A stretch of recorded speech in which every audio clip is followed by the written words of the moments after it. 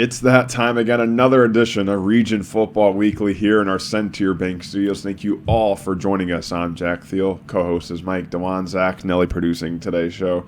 Now, today's show is a little different. Last week we had our tailgate show in our mobile Centier Bank studio where we had our top 10 and we talked about a couple of the playoff matchups. Well, now the Region Football Weekly throughout the football season is going to be all about the playoffs. We're going to talk about all the region football games going on in the sectionals, as this is the first round of sectionals for some teams and the second round of sectionals for other teams. But that's going to be the basis of today's show, just to let you know we're not doing the top 10 or bubble teams as we usually would. We're just going to preview all of the region games going on Friday night. And with that being said, we've got a lot of games to talk about. I believe we got 10 of them. And the first one's going to be the Wheeler Bearcats against Bremen. Now, Wheeler, 6-game win streak for them. Bremen, they defeated Bishop Knoll in the first round of sectionals last week, 42-7. So the Bearcats with that bye, they've had that week off, but playing some of their best football. Nick Testa in his first year with the Bearcats. He coached 3 years at Hammond Central. You have Jordan Leeper for Bremen in his 8th year with that school. Now, Bremen has won the last 3 matchups against Wheeler, and the last time they faced was in 2022. So you go back to last year's sectional, October 21st. Bremen wins 35-21. Now for Wheeler, this is a loaded team and loaded with a lot of junior star power. Quarterback Caleb Klimzak, 1,564 passing yards. He has 17 touchdowns on the year and 5 interceptions. The junior running back Jaden Ortiz coming off a 3-touchdown performance against the Griffith Panthers 2 weeks ago. He has over 1,000 yards on the year and 12 touchdowns total. Bryce Compton, one of the best receivers in the area, 817 yards and 7 touchdowns. You go to their defense, Jalen Bergeson with 6 sacks, and Tyne Vetical and Xavier Harlovich combined with 10 interceptions and 10 pass deflections. Like we said, 6-game win streak. They're the GSSC South champs for the first time in a while. On the road, they are 3-1, but they're averaging 29 points a game. Mike, this is a Wheeler team who we talked about, honestly, since the middle of the year. You know, they weren't even on our radar. They started the year 0-3, and then they started to pick up things. And then they got that win against Boone Grove, and that really catapulted this team because ever since then they have been on a roll. They've been in our bubble. Then they flirted into our top 10, and 6-3. You got that bye. Some people might argue that you don't want to have a bye when you're playing your best football of the year, but still, this is a Bearcat team that's loaded with a lot of great players, not just offensively, but defensively. For sure. I really like this Wheeler team. We've talked about them all year. Of course, they, again, starting 0-3 was not great, but they winning 6 straight, one of the hottest teams out there, and they shot up our rankings, rightfully so. They have the pieces, as you mentioned, to allow for that 6-game win streak, but now it's an interesting dynamic. Of course, you want to play football, especially when you're clicking on all cylinders, and we just have to see how they respond. It's going to be an interesting first-round matchup, I guess we could technically say, for Wheeler in the semis of their sectional. It's they have the pieces to make a pretty solid run, in my opinion, but this is a tough Bremen team that we're going to talk about a little bit right now. Yeah, for Bremen. Their quarterback, Silas Ledig, sorry if we butchered that name, but it's a tough name. You have to dig the way he's playing this year. Over 2,000 passing yards, 17 touchdowns, 10 interceptions. Their running back, Austin Young, 647 yards and 5 touchdowns. And boy, do they have a true number 1 receiver, Tyrus Graverson, 1,114 yards and 9 touchdowns. They also have Reese Green, who has 722 yards and 5 touchdowns. This defense has also forced 9 fumbles on the year. Austin Young, the running back who we just mentioned, also has 6 sacks on defense. They're 2-2 at home, so they've had a couple of wins, a couple of losses on their home territory, but like we said, these teams have only played 3 times in the 35-year history. Bremen's won all of those games, and when you have a quarterback like Ledig, 2,023 passing yards, kind of ironic how it's the year we're in and he has that many passing yards, but This is an aerial attack game because you have 2 quarterbacks that have 2 true number 1s. Bryce Compton is easily the number 1 guy for the Bearcats, and like we said, Graverson's the number 1 guy for Bremen. This is going to be a fun matchup because on the other side, you got to remember, you have Tyne Vetical and Xavier Harlovich, who are a combined 10 interceptions and 10 pass deflections on the year, so they have secondaries that may be able to stop this Bremen aerial attack. I'd like to say so for both sides. It's a game, I think, again, a lot of playmakers we're looking at the offensive statistics. It's of course, we highlight the aerial attack, which is kind of tough to come by in Northwest Indiana or even just in the whole state. But there's both teams have very solid running backs, too. Of course, we talked about Jaden Ortiz, a solid junior for Wheeler, and then Austin Young, a two-way player for Bremen. It's going to be a fun one, to say the least. I think the X factor for this game, you talked about a little bit, it's the DBs, I think. You have to kind of contain that passing attack of both squads. And Wheeler, of course, we talked about Tyne Medical, linebacker Xavier Harlovich. They got some guys that could make plays on the ball and snag it out of the air and maybe give Ledig some fits, but we'll see. Again, Bremen, very solid squad. Of course, them being at home is a big plus. Again, I think just a huge dynamic alongside stopping the passing attack is how Wheeler responds after a week off. It can probably really go one of two ways. You keep riding that momentum, or you take that week for granted and you fall flat. I think we'll talk about that more in our Quintel kickoff show, but nonetheless, it's going to be a fun one, to say the least. Yeah, for Wheeler, you got to go back to 2 weeks ago when they played Griffith. They did not pass the ball at all. Caleb Klimzak only completed 2 passes. Crappy weather, man. Picks. Yeah, it was Jaden Ortiz. He had over 200 rushing yards and 3 touchdowns. So for Wheeler, this is a team that can win with the aerial attack, or they can win with the rushing attack. They've shown over the year that they can do both of the things. And, we'll see if Bremen can do the same thing. We know they're very, passing focused with Ledig and Tyrus Graverson, but Austin Young's probably going to have to get a couple of yards on those runs to kind of open up that passing game some more. But that game, 6:30 Central Time, Wheeler and Bremen. The next game we'll talk about, this one is a doozy. Now, if we kept doing our RSN Top 10, this would be a Top 10 matchup. It's the Boone Grove Wolves at Hanover Central, 7 o'clock start time. You have Dan Kaluski, a 7th year at Boone Grove, and Brian Parker, a 6th year at Hanover Central. Now, Boone Grove, they defeated Twin Lakes in the first round, 26-13. Hanover Central defeated Calumet, 48-16.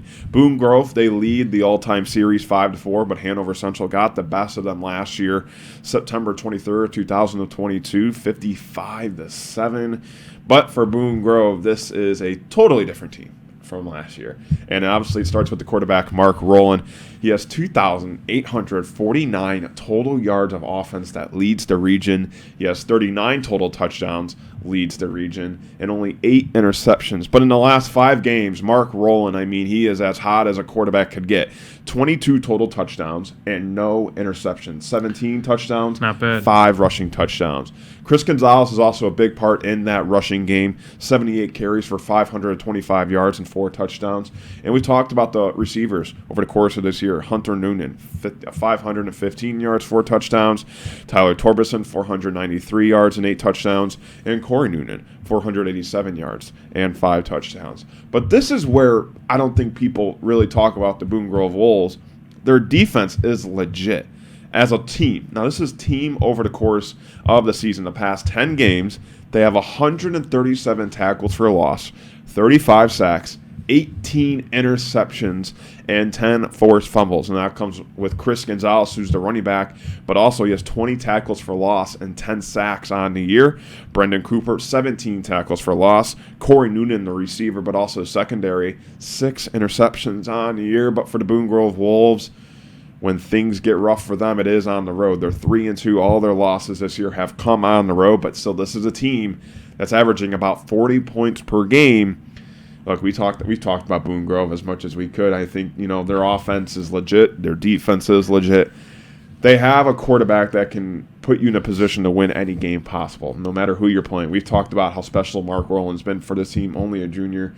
He's got opportunities to really evolve and grow his game, especially in a game like this. At Hanover Central, it's going to be a rowdy environment, and they're an undefeated team, which we'll talk about in a couple of minutes. But for Boone Grove, this is as complete as a team can get. It's just going to be about getting over those road struggles that they've had. Yeah, with Boone Grove, it starts and ends with Mark Rowland. Of course, it's not going to be an easy test going to where they're going to have to go, and they're going to have to get over those roadblocks real quick against Hanover Central. But yeah, Mark Rowland has pacing himself to be one of the best quarterbacks in the area, regardless of class. He played a lot as a sophomore, but he's taken another step this year, and I'm expecting the same for 2024. But nonetheless, yeah, he's on a heater. These last 5 games, he's been nothing short of incredible, and he's spreading the ball around. As you mentioned, they really have 3 number 1 receivers who, of course, also make their name known on defense. But yeah, it's it's a big turnaround for Boone Grove. I think they only had 2 wins last year, but this is going to be a tough sledding, I think, going to Hanover, and hopefully, maybe shocking the world, but nonetheless, it starts with that offense and the play of Mark Rowland. Yeah, and like you said, Hanover Central, I mean, this is a dream team almost, you can say. I mean, they're 10-0. They had 2 undefeated regular seasons in a row. They defeated Calumet 48-16. All this team has done this year, well, they've dominated. And maybe you're used to saying that, well, they did it in a brand new conference this year. So this is a different Hanover Central team, I'd like to say. I think they're more battle-tested. I think they're more resilient. But also I think this team is more proven than years past, especially with the competition they've had to play this year. But it starts with Matt Kuntz. I mean, over 2,000 total yards of offense, over 30 total touchdowns, 5 interceptions. So if you look at the matchup, quarterback matchup is going to be the number one thing we talk about. 69 total touchdowns between these 2 quarterbacks. Nice. So that's as good as it gets for a quarterback matchup. But for Caden Verrett, I mean, he has been one of the best running backs in the area. Over 1,200 rushing yards, 25 touchdowns, and he's averaging 8.5 yards per carry. If you're good at math, every 2 carries is a first down for him. So he's had 6 of 10 games where he scored at least 3 touchdowns. Their number one guy has kind of been Rocco Bartolomeo in the receiving corp, 391 receiving yards and 4 touchdowns. But they have 6 different receivers with at least 100 receiving yards, and 8 different receivers at least have a touchdown. Joey Lopez has been a big part of the defense, 6.5 tackles for loss. You have Colin Foy with 3 sacks. The team has forced 11 interceptions on the year. Now, Hanover Central has gotten the best of Boone Grove in the past 2 meetings. They've outscored the Wolves 132-7. Hanover Central undefeated at home, but they lost in the sectional championship last year at home. West Lafayette, yeah. Hanover Central, they've had that sour taste where your season ends at your home field, especially the sectional championship.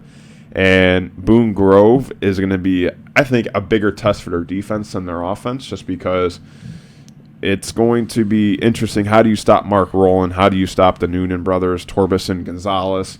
But for Hanover Central, this is a team that's never been able to be slowed down. Their offense has scored at least probably 28, 30 points every game or more. And their defense has given up a little bit over 20, maybe 14 points. But other than that, we know the offense can score. That's been the case every week.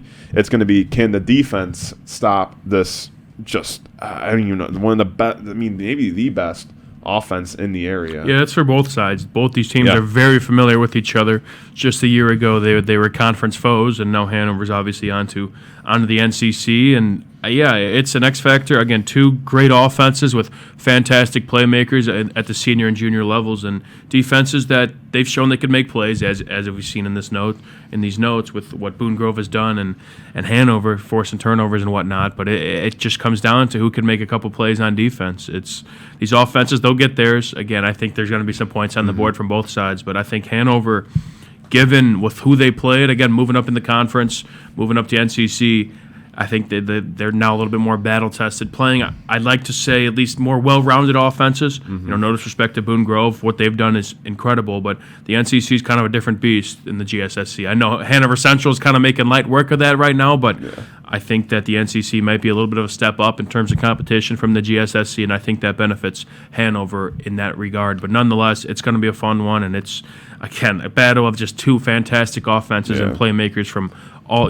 all across the area. And again, credit especially to the offensive coordinators a little bit. Of course, we talk about coaches all the time with how great these teams are, but offensive coordinators especially, with what they've done this year in terms of scoring, putting up stats. I mean, you look at Hanover and all these guys, 6 different receivers, they get 100-plus yards. It's whoever you can plug in there, they'll get open, they'll make a play, and it's, again, that can be to the system, that could be to the players, but nonetheless, it's what both these teams are doing. No matter how this game finishes up, it's been fantastic runs for both squads, I'd say.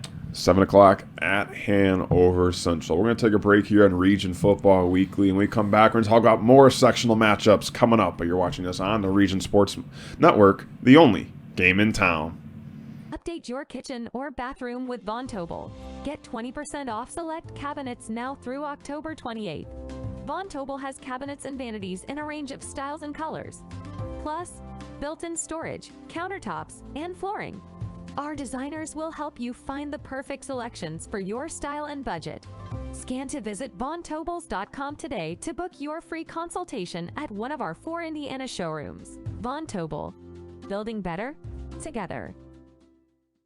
When life takes you places and you can't get to the store, shop online with Strack and Van Til To Go. Our to-go service is easy to use, and it can save you time and money. Once your order is in, our own Strack and Van Til team preps your order with care. For delivery or pickup, enjoy the convenience of letting our to-go team shop for you. Enjoy your special moments. Sign up online today at shop.strackandvantil.com. Hi, I'm Crowell Company's Lantern Man. I'll cover your motorcycle. I'll be with you on the water. I'll be with you on the snow. I'll cover your insurance needs wherever you go. I'll be at Crowell Agency from 9 a.m. to 9 p.m. As Crowell Company's Lantern Man, I'm your insurance superhero. Crowell Companies, the insurance professionals in Highland, Maryville, and Michigan City. From schools to stadiums, hospitals and bridges, everywhere you look, union carpenters are building Indiana. With jobs and skilled trades in high demand, there's never been a better time to start building your future. As an apprentice, you'll earn a debt-free college degree, earn while you learn, and receive great benefits like healthcare and retirement. So what are you waiting for? Visit carpenters.com to learn more. Visit carpenters.com and start building your future today. Thinking about what to do after high school? Consider a career with Boilermakers Local 374.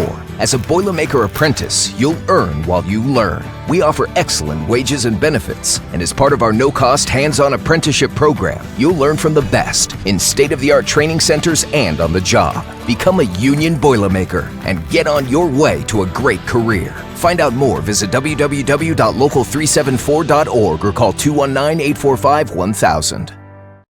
Have you checked out Centier Bank's student checking account? This no-fee checking account is perfect for students and teens ages 14 to 24 and comes with all the features you need to succeed, such as a debit card, digital banking, and automatic deposit. Centier Bank can help you start establishing good spending habits today for your better tomorrow. For more information, visit Centier.com/student-checking or visit your local branch. If you are under the age of 18, your parent or guardian must also sign on the Centier student checking account. At the age of 25, your account will automatically convert to the Centier checking account. You must deposit $25 to open this account. This account is not eligible for overdraft advantage. Member FDIC. Back here on Region Football Weekly in our Centier Bank Studios. Thank you for making us a part of your Thursday night. It's playoff edition. And we've been talking about sectionals throughout the show in the early going. We're still going to go through some of the sectional matchups going on. Now we're getting into the teams that had a bye last week. So all these teams that we'll be talking about here in a short bit, coming off fresh, able to heal up. And, some guys that might have been hurt, able to rest and get ready for this week. But you've played for the Munster Mustangs, who've always had that bye. Take me through, as a football player, what goes through your mind on a bye week, because I feel like you really want to play this game and it's in your head. Like, I think for about 2 weeks, really, you're like, we have to play Maryville, for example. And that's all you're thinking about is that game Friday night, and then you're thinking, and all of a sudden here it is. Kind of take me what your mind went through during that stretch where you had a bye and really all you could do was just sit and practice and wait. Yeah, it's the first week's weird. Kind of going back to a little bit of playoff experiences. From who we get matched up, it was definitely uphill sledding. Mm-hmm. So it was a lot of like, okay, we have a lot of prep for this very solid team. We matched up with Valpo a decent amount and some good Michigan City teams that got the best of us. But nonetheless, it was, first week's real tough. It's, of course, you want to play. You kind of get knocked out of your rhythm a little bit. So, again, that first week of practice, you're not going 110% as you kind of, maybe plan to be, maybe that week after, especially in a playoff atmosphere. But it's, again, there's some early practice days. It throws you off your schedule a little bit. You got to kind of get rested up, of course. You're not playing this Friday. So, you kind of take the load off for that first week, get ready for next week, and then you hit it hard. It's a similar week to practice. Weather gets colder. Stakes get higher, and it starts to get, close to game time. But it's an interesting dynamic. Me personally, I'm always for playing. I want to get it out the way.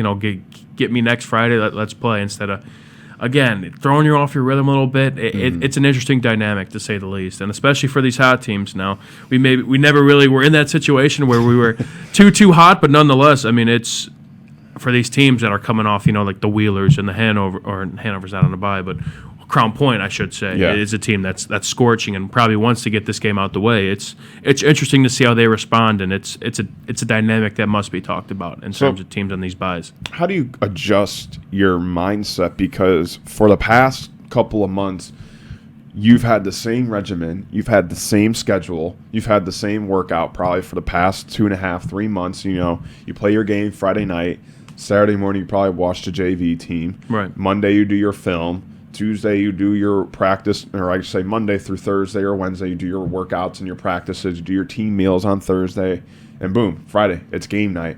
But when that's not the case for these bye teams, because some of the teams were actually on fall break, so they weren't even at the school practicing, they're probably just at home playing video games or something. But, how do you adjust like that? Because you're so used to doing those things every week. You know what you're doing Friday night, Saturday morning. Sunday, maybe you're watching more film, but Monday you're watching film. Tuesday you're working out and practicing. As a player, how do you make that adjustment to not be thrown off by that bye week? Yeah, it just comes with time, I think. Experience, having a few years under my belt in terms of having a bye that first week, it wasn't easy at first. Again, you're itching to play, especially as someone who is competitive. You wanna go hit another team, but that's not the case in being in the 5A and 6A schools, or in this case Wheeler. So I think it just comes with time. You just have to stay locked in. You have to know what the bigger picture is, and I think as I wouldn't say as fun as that first week is, but as unusual and maybe sometimes more laid back as that first week is, you still have to know what the end goal is, to beat the team in front of you and to win some hardware and put it in your trophy case. But yeah, it's, again, we keep talking about it. It's interesting. You got to see how these teams respond. Every team, I bet, is different. I mean, for us, what we did, again, laid back pretty first week. Again, just kind of having some fun with it. Again, it's just getting healthy is the most important thing, as well as getting ready for this team. And then second week we hit it hard. But I bet some teams have their kind of own plan in terms of how they respond, how hard they go in that first week of practice in comparison to that second week and game week. So it's interesting, but I think it just comes with time in terms of you have to live through experience, and you have to know what you're playing for. Well, Precisely. A team that's trying to heal up as fast as possible is the Valparaiso Vikings. They are at Chesterton this week for the first round of sectionals. At Chesterton, 7 o'clock start time. You have Bill Marshall and Mark Peterson going at it. Now, these two teams, well, they know each other pretty well. They've met 45 times in the last 35 years. Valpo winning that series 30-15. They faced this past regular season the last time, and it was 28-14. So a very close game between these two dueling teams. For Valpo, we talked about some injuries. Justin Clark, he's battled a couple the past 2 weeks, really. He's been up and down, kind of hasn't played a full game, especially in that Portage one. He was taken out. Andrew Elkhorn came in, and, Valpo had a hefty lead against Lake Central to where he didn't have to play the whole game. But 1,300 total yards for the quarterback, 9 total touchdowns, 3 interceptions. Does a lot of his damage on the ground with his legs, but he does have that ability to throw the football. Now, Thomas Berta has been the guy in the backfield since Davis's injury against Crown Point. But in those 3 games where he was the starter, he's got 52 carries, 236 rushing yards, 2 100-yard games, and he's averaging about 7 yards per carry. So he's definitely been able to somewhat pick up that load. Obviously, it's impossible, in my opinion, to replace the way Davis played because of how good he was. The best you can do is fill it in with multiple guys. Moneyball. Yeah, there you go, Moneyball. But Thomas Berta has done probably as good as a job you could ask for, the way he's been out there so far. But if they do need to throw the ball, look for Scotty Brad, need a speedster, 331 yards, 3 touchdowns. Their defense, though, has been legit over the course of the year. Ty Veen, 8 tackles for loss and 1 sack.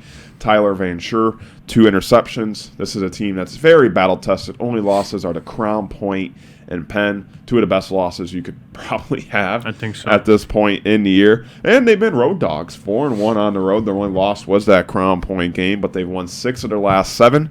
And when they play region teams, they haven't allowed more than 30 points in the game at all. So when they play those dual-in region teams, that's when they play their best football. Obviously, Chesterton they have. But for the Vikings, like we said, this is a team that's trying to get healthy as soon as possible, because a guy like Davis you want as badly as anybody. You want to hope Justin Clark is 100% because he is the quarterback. He's been in that position. He was a starting quarterback for the state champions last year. So, Right. Having a quarterback that has that experience under his belt is pivotal. And for Valpo, I think that's going to be the case going into this very tough matchup against Chesterton. Look, they are 2-7, and we'll talk about them in a little bit. But for the Vikings, they cannot sleep on this Trojan team. No, especially going to their place. We talked about their previous matchup this year, and it was, to say the least, it was a trap game. Chesterton plays their best. They play fantastic at home in comparison on the road. But for Valpo, I'd say this is their second step to repeating as champions. I'd say the first step was the bye week. I think this is a team, again, pending injuries, nonetheless, whoever they throw back there, I bet they'll succeed. But they got some guys, of course, they want to get 100% because they're expecting to play 15 games and hopefully finish out with another trophy at Lucas Oil. But this is the first step, and I don't think it's not as easy as it looks. Again, Chesterton 2-7, Valpo 7-2, but I don't think those, again, both teams are 0-0 right now, and Chesterton going to that place. As we've seen throughout the course of the year, Crown Point also struggled heavily at Chesterton. It's not an easy place to play, and Valpo is hoping to kind of maybe break that moniker and get some momentum going for a potential sectional championship. Yeah, for Chesterton, it's just a very gritty team. Their starting quarterback got hurt early in the year. They've been playing their backup, Brady McCormick. He's the new guy in town, 1,000 total yards, 9 total touchdowns, and only 1 interception. Garrett Lewis has been their premium running backs, 495 yards and 6 touchdowns. Alex Dantucci, 308 yards and 2 touchdowns as a receiver. You have Hayden DeMarco, 101 tackles, 5 for loss, including 3 sacks. Owen Eldon is another guy, 4 tackles for loss, 3 sacks, and a fumble recovery. They have 3 losses, which were by 1 possession. And when these teams played, it was 28-14. Davis played that game, so this was before that injury occurred. They only held them to only 107 yards. I only say only because Davis is so used to putting up big numbers in that backfield.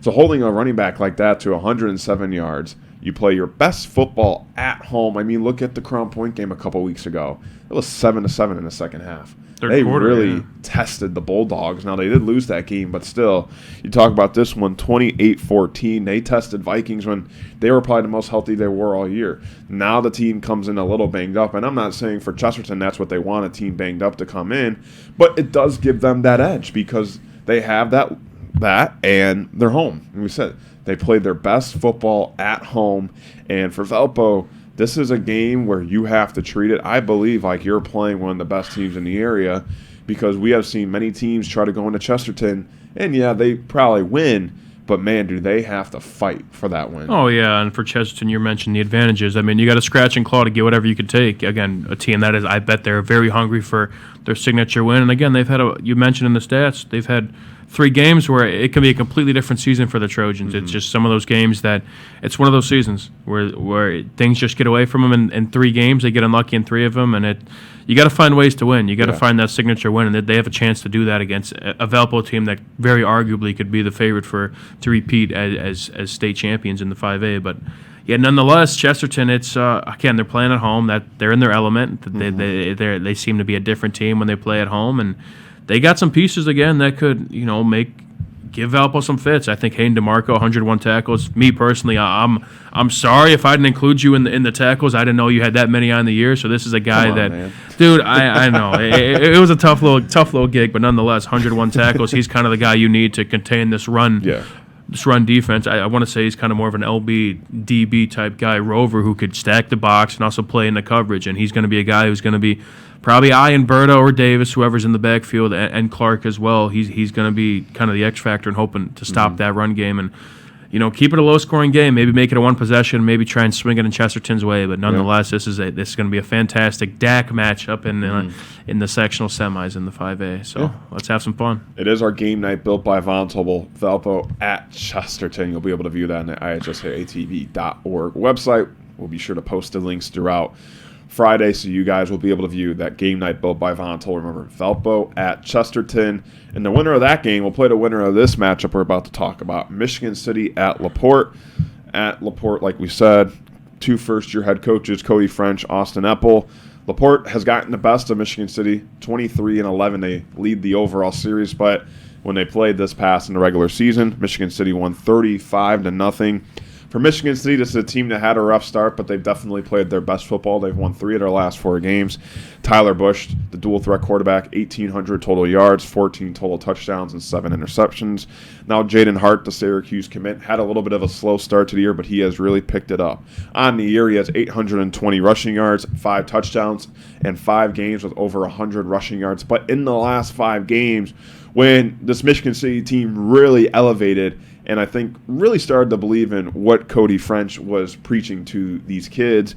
In his last 5 games, 584 rushing yards, 4 touchdowns, and 4 100-yard performances. So in the last 5 games, we've been seeing the Jaden Hart that we were accustomed to seeing last year for Michigan City. They also have 4 receivers with at least 200 yards. Cameron Bell, Elijah Collins, Benjamin Martin, and the freshman, Kyron Hart, who has really made a stance on this team this year. I mean, we didn't really know much about him going into that Lake Central game we did. Yeah. And he makes the biggest catch of the year on the sideline, and here he is now one of the receiving leaders for this Wolves team, and only a freshman. He's got a bright career ahead of him. You go back to the defense, Adrian Holly, he's been their best defensive player, 13.5 tackles for loss, 5.5 sacks. You have James Fleming with 2 interceptions. They're 3-2 on the road, so definitely have had better success at home, but going to LaPorte, they beat LaPorte at LaPorte in the regular season. 2 teams that it's kind of a little bit of rivalry just because LaPorte has had the best of them. You know, Michigan City obviously doesn't like that. They showed that this past matchup, 35-0. And like we said, this is a Wolves team playing their best football. Obviously, coming off that loss against Crown Point 2 weeks ago is not the best way because it was a shutout loss, but this is a Michigan City team that has star talent all across the field, offensively and defensively, to win a couple of games and probably win some games maybe they aren't expected to on this playoff run. That's for sure. Again, you mentioned rivalry game. I think this is completely a rivalry game. Both teams that I don't think like each other that much. Very close geographically all the way out there on the east, far away from us. But nonetheless, this is going to be a fun one, I think. Again, for LaPorte, it benefits them being at home. Of course, I believe they are better at home. Both their wins are at home, so that of course benefits them. And they're not really trying to look at that past meeting they had. We're going to talk about LaPorte a little bit later, but for City, again, their offenses, they're showing they have playmakers all across the board. You don't really see, 4 guys with over 200 receiving yards, and that's credit to Tyler Busch, their quarterback, who spreads the ball around in the air, but also he's got that big frame we saw against Lake Central, who he could carry the ball, he could truck some guys over, and it'll be. I think with all these playmakers, I think it starts with Jaden Hart. Again, he's as hot as they come right now in terms of what he's doing production-wise, and there's a reason he's a Syracuse commit, and he's the guy to look out for this Friday. And it's against City. I think they're kind of looking to go back to their old ways. Again, they had 2 wins last year. I think they got bounced in the first round of the playoffs, and they're looking to kind of get back in those kind of deep postseason runs that they were typically accustomed to in years previous. For LaPorte, this is a team that's having one weird season. Why I say that? Well, first game of the year, they defeated New Prairie. Now, remember, It's a great win. New Prairie is a team that just dismantled Hobart last week in sectionals. So New Prairie is a really good football team, and LaPorte beat them 2018. But since then, the Slicers have really been trying to find the identity of this team. There's not really an established quarterback now. Aiden Penzel, the sophomore, was the guy, but he's had some, season struggles to where Drew Flores, who's a receiver, has been taking snaps as a quarterback. And, ever since I believe the Crown Point game, Penzel snaps have decreased as quarterback and Flores' snaps have increased as quarterback. But they both have been playing as quarterback for the past couple of games. They do have John Lane, 48 carries for 181 yards. Their best player is Ali Kring, the receiver, kind of calling Wes Welker the way he plays, one of those slant guys who catches it, and right when he catches it, he falls to the ground. He doesn't like the yak. Possession guy. He doesn't like the yak, but doesn't want to wake up with bruises in the morning. I get that. Those wear and tear on you, man. 39 catches, 292 yards, and a touchdown. And then Drew Flores, like we said, who's been taking snaps as a quarterback, 17 catches, 218 yards, and a touchdown.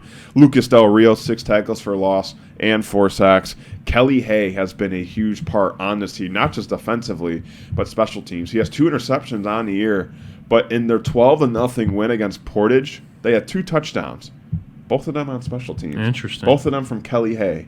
A kickoff return to start the game, and a punt return. Find your offense one way or another, man. Kelly Hay had both of their touchdowns in that win 2 weeks ago against the Portage Indians, so he's been all over the field and a huge piece for the Slicers. You mentioned it, both of their wins are at home. That New Prairie win, obviously huge, in the Portage win like we talked about, but this is a Slicer team that does have 4 shutout losses this year.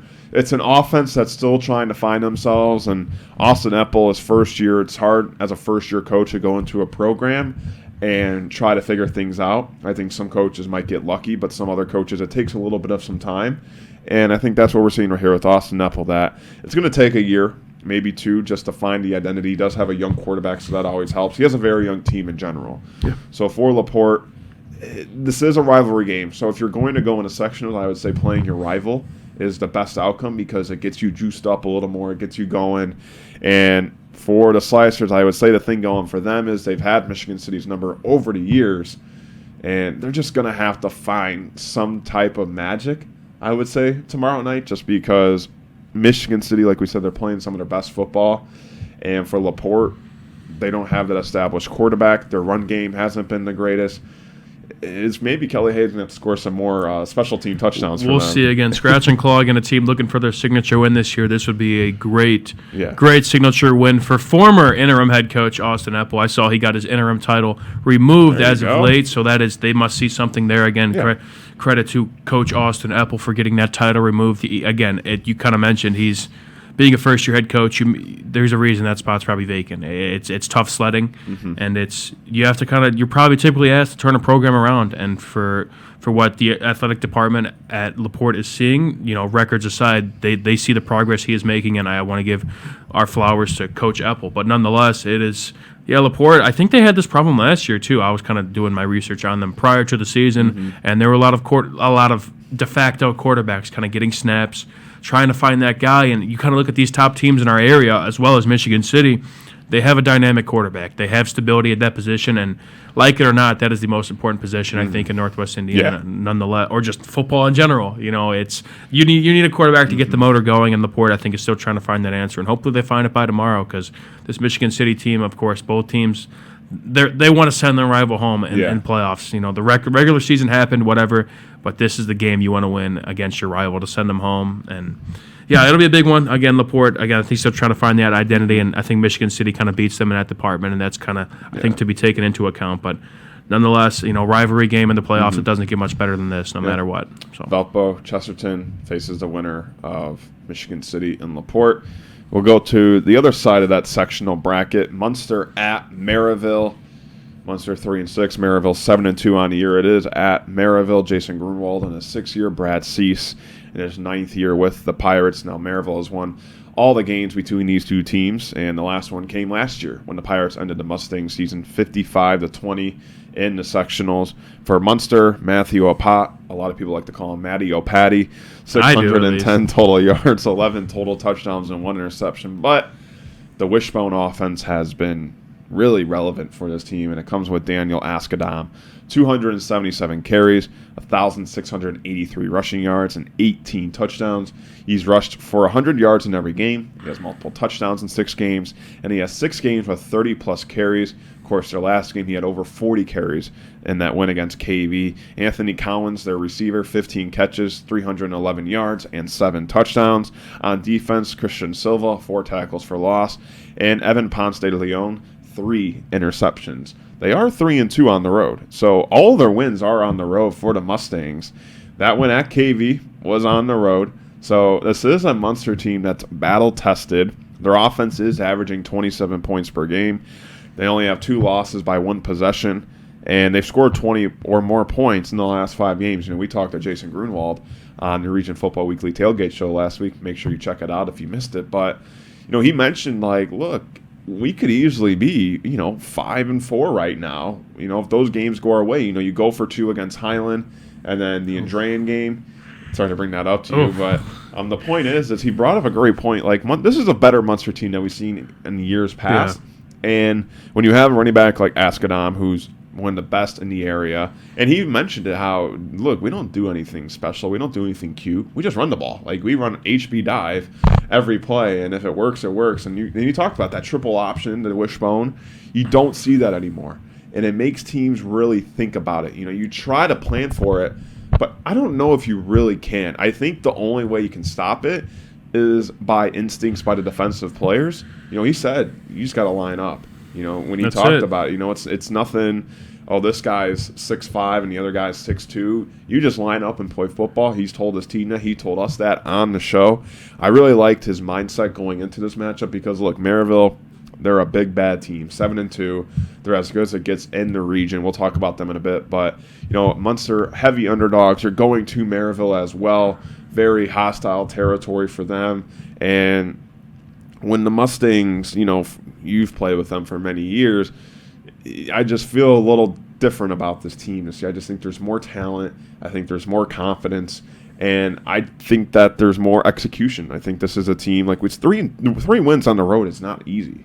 No. For a team to do that is pretty impressive. So they are, like we said, they've been road dogs. And, when you go on the road, it's not easy because you're going in an area where, I don't know, you have some of your fans there, but not all your fans compared to a home game. But they've still played their better football. I mean, going all the way to KV and winning that game, that's huge. I mean, talk about a momentum booster going all the way there, winning that game. I mean, that's about an hour drive almost. Yeah, that one's not fun. But for That's Munster, not a fun drive. I think more of this team than I have in years past. And when you have a quarterback like Opat, who 11 total touchdowns, but like Askadam, a guy who can really just run the football. I mean, 100 yards in every game. That's ridiculous. Yeah, Come on now. Yeah, that's why he's the leading rusher. But for Munster, this is a team who, look, if they play football, you never know what can happen. They've got the team to make an upset at least. Yeah, I'd say so. Again, I know Grooney will get those guys ready, and we of course we talked about him. He's again, playing under him is a fantastic experience, and he'll get us ready to do anything, no matter what the records are. But Maryville, again, we'll talk about them a little bit, but I do want to give a shout out again to Askadam. We talk about who the quarterbacks, how valuable quarterbacks are, and I love my guy Matty O'Patty, but I think Daniel Askadam is the quarterback. Really, he brings that value to the team, especially in a wishbone offense where you're not throwing the ball too much. It's all on deception, and I mean they're fine with just giving him the ball, giving him 35, 40 plus carries, and he's going to get 4 yards a pop. It's their bread and butter, and it's worked 3 times. And I think, again, we're going to talk about Maryville's defense. I think that is the big matchup. I think we know Munster could score points, but I think their defense, Munster, there's some holes in it. I think, again, when we talk about Maryville, we already kind of broke down this with Grunwald last week. But Munster, again, young team. They got some old pieces, of course, that are producing very well, but that's a tough one going to Maryville. They play very well on the road, but going to Maryville, that's no easy test. And let's talk about this Pirate team now. I mean, Maryville, it's weird because they haven't made much noise since that Crown Point loss, but they have played great football. 7-2. Look, Dante Pope, the quarterback, he does a lot of his damage with his legs as well. About 1,500 total yards, 9 total touchdowns. J.Q. Johnson, over 1,000 rushing yards and 9 touchdowns. John Peters has been their leading receiver, 359 yards and a touchdown. You mentioned defense. Well, let's talk about that defense. Terrell Elmore, 6 tackles for loss, 2.5 sacks. Jeremiah Jordan, 4 sacks, 8 tackles for loss. James Veal, 8 tackles for loss and 4 sacks.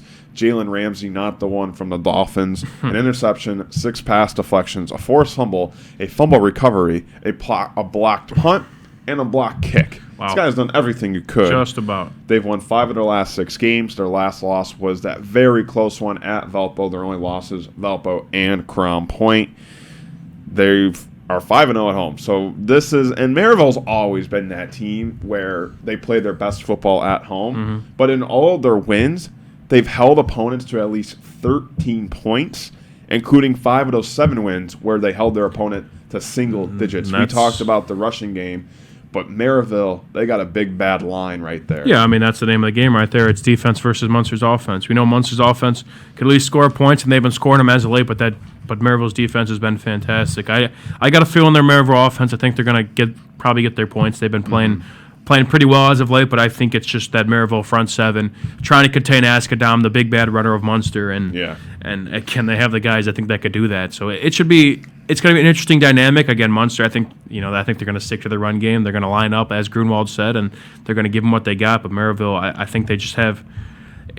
It's just different playing Maryville at home, and as we've seen, they're 5-0, and that's the battle basically, defense versus Munster's offense, and that's going to be a fun matchup to say the least. Remember we were talking about Maryville offense, and now we're talking about Maryville defense. I mean, it was interesting.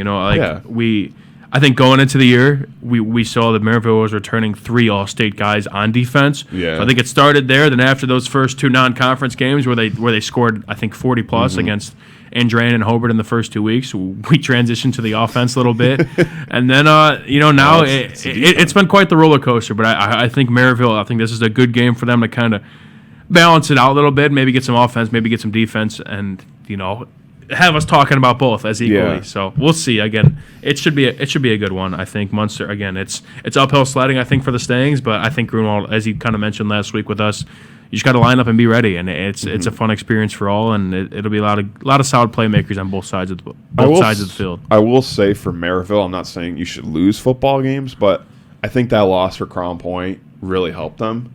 Because Jay Simmons mentioned it, last week on the Tailgate Show, talking about how this was a team that was reading a lot of the press, a lot of noise outside the football team, reading the newspapers, probably listening to us, and maybe they got ahead of themselves. And that loss really, it was a gut punch. I mean, you lose that big to Crown Point, you go in that game, it's hype. It's 1 versus 2 on the RSN rankings. It's one of the games we do and everything, and you lose by that much.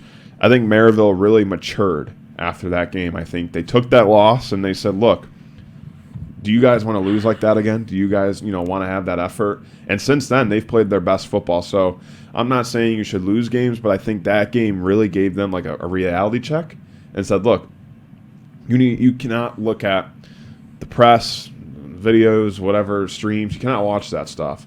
You need to play football. And that's what they've been doing. I mean, they lost by 2 against Valpo. And if they were to win that game, talk about them coming in at, I believe, 8-1 and only lost to Crown Point. So, this is a Maryville team. I believe that there's 2 different Maryville teams. There's the Maryville team that played up until Crown Point, and then there's the Maryville team after the Crown Point game. I think they really matured, and I really think they stepped their game up, and they want it now. They want it. I think in the beginning, it was all about clicks and all about, in social media. But now it's about winning on Friday night and playing your best football. So you win or you learn. Yeah. That's really it. And it's, again, you have to take your losses with learning experiences. And you mentioned it well. Maryville has matured, and that they're looking like a totally different football team, and that they're a true threat in the 5A sectional and beyond, I think. It's hard for, high school football players to kind of stay out of that, especially in today's game with everything going on with social media and colleges, recruiting, and all that. It's hard to stay out of that. I mean, I never played high school sports, so I can't speak on this. But when Maryville, like you said, they had 3 All-State guys coming back. Guys like Dante Pope and J.Q. Johnson, who definitely are on a lot of guys' radars. They hear about this stuff. They hear who's at the games and who's going to be there. It gets hard to balance those. You're a kid at the end of the day, and you got to find that balance between playing for your team on Friday night and trying to handle all that outside stuff. So I think for Brad Cease, he kind of just said, look, guys, focus on that when the season's over. We've got a game every Friday night. Let's win this and go to Lucas Oil. And it's not his first batch of a talented group. He's had plenty of D1 guys. I mean, just playing in this past Saturday, Big Ten schools. I think Kenneth Grand and a couple other guys, just to name a few. These are guys that are getting sought after by colleges from all over the country, and some of those big time programs. And he knows how to deal with that stuff and get those guys ready for the task at hand, which is going to be tomorrow. I had a good friend of mine who actually was recruited by Division I football schools. He said it is hard, to kind of balance that, because you have all, your friends and, your fellow students talking to you about it, saying, oh, this guy's got, like, say, Michigan coming to recruit you or something like that. It's a lot of commotion going on. And you're 17. Yeah. And 17, 16 years old, maybe 18 at the time. 17, 16, you're just trying to pass Algebra 2. At the time. You're trying to... If you can do that, I don't know. You're trying to pass classes, but you have people talking to you about playing for all these big-time college coaches and everything, so it's so hard to do that. But like I said, I think Maryville has really taken that to heart. And, Brad Cease, like you said, he's been through this probably a bunch of times where he's had high-level players being recruited and everything. And he said, look, you guys, they're not going to go away. If you play your football on Friday night, I promise you they'll be there at the end of the season. Yep. So...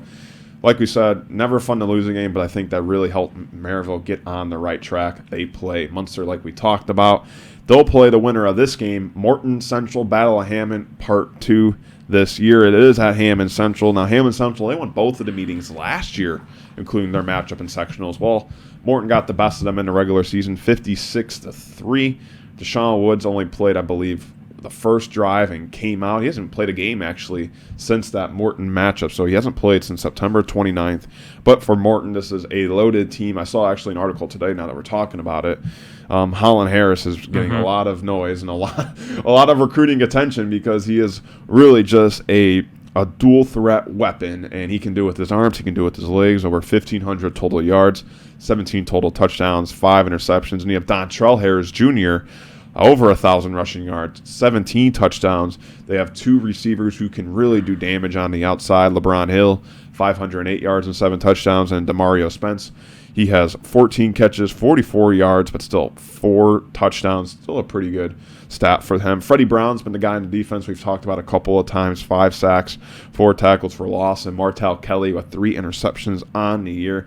The team has forced 12 fumbles, but their road struggles have been evident. 1-4 on the road, although this is at Hammond Central, so I don't know if it's really a road game for them just because it's not too far from them. Right. They have won 4 of their last 5. It was that Hobart game that they lost that they were leading by a lot in the first half. But in their last 3 wins, they've outscored their opponents 148-11. You know, we kind of said about Michigan City, maybe a team with a record that doesn't justify the type of talent that's on this team, because this is a Morton team that has dudes everywhere. I mean, Holland Harris, Dontrell Harris, LeBron Hill, Spence, Brown, Kelly. This is a team with a lot of athletes and a lot of guys who can win you a football game with the balls in their hand. That's for sure. Again, I got to give a shout out to Morton. Just on their social media pages, I don't know if that's their coaches or not, but they have a recruiting page. They market these guys fantastically, but rightfully so. I mean, I know all these guys are getting college looks. I mean, I think I saw a couple.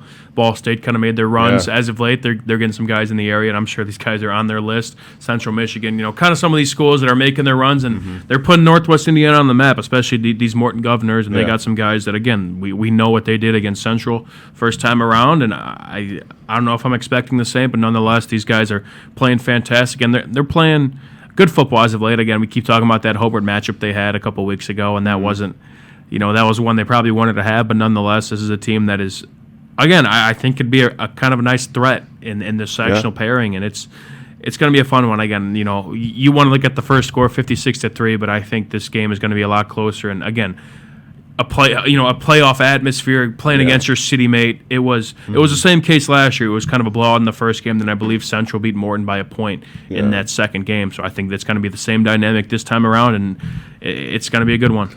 For Hammond Central, it's been a tale of 2 seasons. They started the year 4-0, and now they're 5-4. So they've definitely have had some growing pains throughout the year.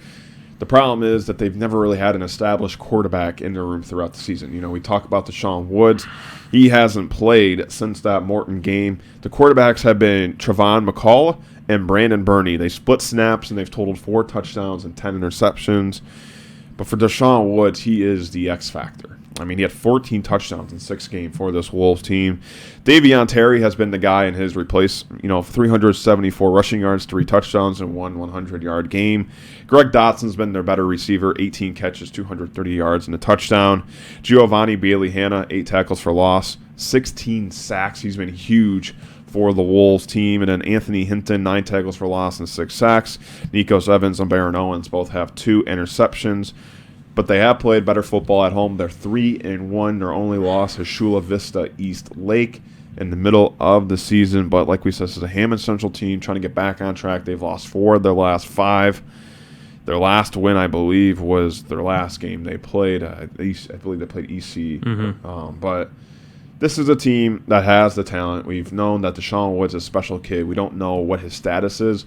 He hasn't played. It's going to be about a month, for that game Friday night. Right. Like we said, we don't know what's going on with him, if he's hurt or other stuff, but he is the piece. He is the engine. He's the nucleus for this team, and without him, it is really hard to find their identity because, look, Davion Terry has done a pretty good job in his replace, but, when you don't have an established quarterback, kind of the way we talked about Laporte, things get hard, your plays get mixed up. You run certain sets with a quarterback and then different sets with another quarterback, and then the kids get confused. But for Hammond Central, they're really going to have to pull, I think, a rabbit out of the hat to really shift the way they've been playing in the past weeks and get to the football they were playing in the first 4 weeks. The old adage goes, if you have two quarterbacks, you don't have any. There you go. It's again, you want to get that stability at the quarterback position, I think, and it's unfortunate for Central to, how things start out so promising and then it just spiraled downward. But this is a way to kind of get that season back going right, and there's no other team to do it against than your city mate at home. And yeah, it starts and ends with Deshaun Woods. I think it's his status to monitor. It's one guy you need, especially with a non-stable quarterback room. You need players to step up on other sides of the ball. Every position needs to kind of heighten up and fill that void of the quarterback position. And I think it starts with getting Deshaun Woods back on the field and hopefully producing and riding that game from September 29th and maybe reversing the script, but nonetheless, this game again, big implications. Of course, it's the Battle of Hammond 2.0, and it's again, as I said, it's going to be a good one. I think it's not going to be similar to the game we've seen previous. I think this is going to be a closer game with scoring on both sides, and I think it's going to be a solid contest between some of the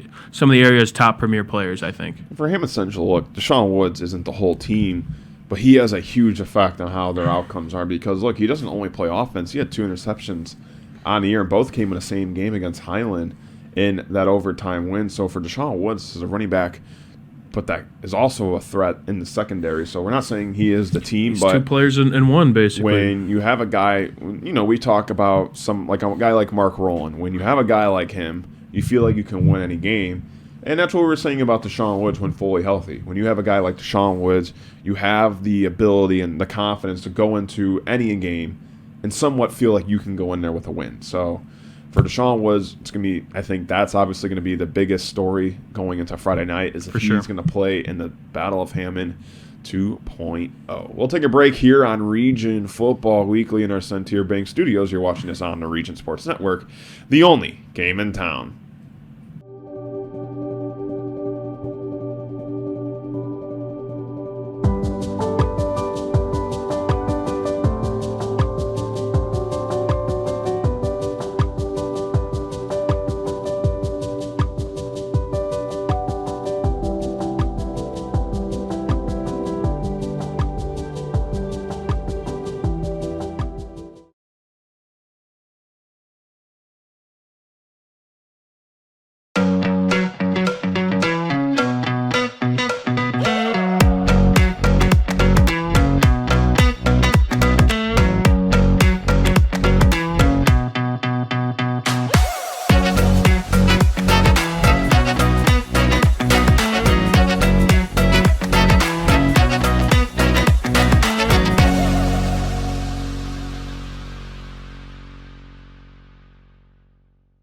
With electrical services from Economy Electric Heating and Cooling, you can radiate the perfect amount of light and energy into your home. From rewiring and code upgrades to ceiling fans, lighting, security, and more, Economy Electric Heating and Cooling's trained electricians will make sure you can enjoy your home on full power all the time. For a free estimate on electrical work, call Economy Electric Heating and Cooling at 219-923-4441, and you can visit them on the web at forajobdoneright.com. That's the number 4ajobdoneright.com. Develop skills that will last for a lifetime with an apprenticeship with the Bricklayers and Allied Craft Workers Local 4, Indiana, Kentucky. The apprenticeship and training program is committed to developing highly skilled bricklayers, terrazzo workers, and ceramic tile setters to provide the construction industry with the best hands in the business. If you are currently working non-union and want better pay with benefits, or if you think learning a new skill with a paid apprenticeship while you earn your associate's degree is the right path for you, visit baclocal4.org/training to learn more about the apprenticeship program. Are you built to succeed? For over 100 years, Burns Funeral Home and Crematory has been assisting families in their time of need. Serving Northwest Indiana, the staff at Burns Funeral Home will help guide your family in creating a meaningful ceremony. From a simple to elaborate, to traditional or unique, the caring family at Burns Funeral Home will tailor a ceremony to fit your needs. And for your other loved ones, Burns Funeral now has a pet cemetery and crematory. Visit burnsfuneral.com or give them a call at 219-942-1117. Blythe's Team Sports in Valparaiso is a leader in athletics apparel and equipment sales. With in-house production including screen printing, trophies, embroidery, and more, Blythe's can help you to create the perfect look. For more information, visit them online at teamblythes.com. Blythe's Team Sports in Valparaiso, where the athletes shop. Back here on Region Football Weekly in our Centier Bank studios, we've gone over a couple of the class sectionals. Now it's time for the final class. We haven't talked about 6A. Thank you all for joining us. Jack Thiel, Mike Dewan, Zach Snelly producing today's show. The big boys now we get into. That's what they say. That's what they say, the big boys. And the first game we'll talk about, Portage and Lake Central, Battle of the Indians. This one taking place at the Burial Grounds. Portage, they have the series 23-21, but Lake Central won a very close one at Lake Central in the regular season, 21-20. Portage is the team looking for their first win of the season. It has not been easy for the Indians, but for Cody Young, he's been the quarterback, 848 passing yards, 7 touchdowns, and 7 interceptions. JoJo Mabone, their running back, 63 carries, 408 yards, and 2 touchdowns. They do have 3 receivers with at least 200 yards. They've been able to spread the ball out when they needed. And Evan Collins on defense, 4 tackles for loss and 3 sacks. Adam Corba, an interception. Now, Cody Young, he has had success against Lake Central. In that regular season matchup, he did have 3 touchdowns. So some success against the Tribe. But their last win at Lake Central, you have to go all the way back to 2017. I was still in high school at that time. Whoa. I was at Lake Central. But for Portage, obviously, we kind of mentioned this last week. This is a team. Look, no one wants to be 0-9 going into sectionals, but they're also a team that has nothing to lose because they are 0-9. Yeah, it's the scariest team to play. A team that's going to scratch and claw and do whatever they can to get that signature win, their first win of the year and of the Roy and Richards era. But yeah, nonetheless, Portage, I think I like the Cody Young kid, sophomore, one of the best sophomores I think in the area, especially at the quarterback position. You don't see many guys in the DAC starting at quarterback as a true sophomore, and I don't even know if these stats are correct. I know they were kind of still trying to get stats in, so even 848 yards as a sophomore is great, and I think that number could be even better than what we have listed here. But yeah, it's again Portage. As much as we said, they got nothing to lose. Just leave it all on the line, especially for those seniors that are graduating. They don't want to finish out winless. It's not a fun way to go out, and it's again, they're going to do all they can to get this win against an LC team that they haven't beaten in a couple years, and especially spoil the party at the Burial Grounds. So we'll see. Yeah, Lake Central, we kind of mentioned how Valpo was dealing with some injuries as well. The Indians are as well. Lake Central, the last 2 games, they've been hit by the injury bug. Chase Kwiatkowski, when they played Maryville on senior night about 3 weeks ago, he left the game and didn't come back. He didn't play at all in their last game against Valpo. Cameron Reddick, the backup quarterback, came in. Since then, he's had 157 total yards and 2 touchdowns. Xavier Williams hasn't played the last 2 games. He's now missed 5 games this year total. Hasn't played since September 29th against Chesterton. So not sure what's going on with him. He missed a couple of games in the middle of the season, came back for 2 games, and then just hasn't been able to get back on track. We'll see what his status is going into that game tomorrow night. But they do have a Marion Brooks who's come into that role and has fit it very nicely because this is a guy who is a starting secondary and he's their starting return man. So he's playing really 3 sides of the football. Yeah. He's had 180 yards and a touchdown in those carries with Xavier Williams has been out. And they have a duo at receiver, L.J. Richardson, the junior, 32 catches, 439 yards, and 5 touchdowns. James Graham, the third, the senior, 23 catches, 395 yards, and 5 touchdowns. Their defense has been all right throughout the year. Their last 2 games, it's been a little rough, but Christian Gavin, 10 tackles for loss. Jeffrey Lucas, 9 tackles for loss. And Christopher Gavin, 5 tackles for loss. Mylan Davis, one of the secondaries, has an interception on the year. But for Lake Central, sectionals has not been too kind to them. They haven't won a sectional game since 2014, and that was before I did not know that. And that was before the brand new football field was even built. That was the old Burial Grounds. Wow. Where they played on in the way back of the school. So they haven't won a sectional game since 2014. Wow. They're also only 1-4 at home. Their only home win was against the Portage Indians. So Lake Central, both teams' history has not been on their side in this type of matchup. We said Portage hasn't beat Lake Central since 2017, but focus more on Lake Central. Sectionals haven't gone well for them. Home hasn't gone well for them this year.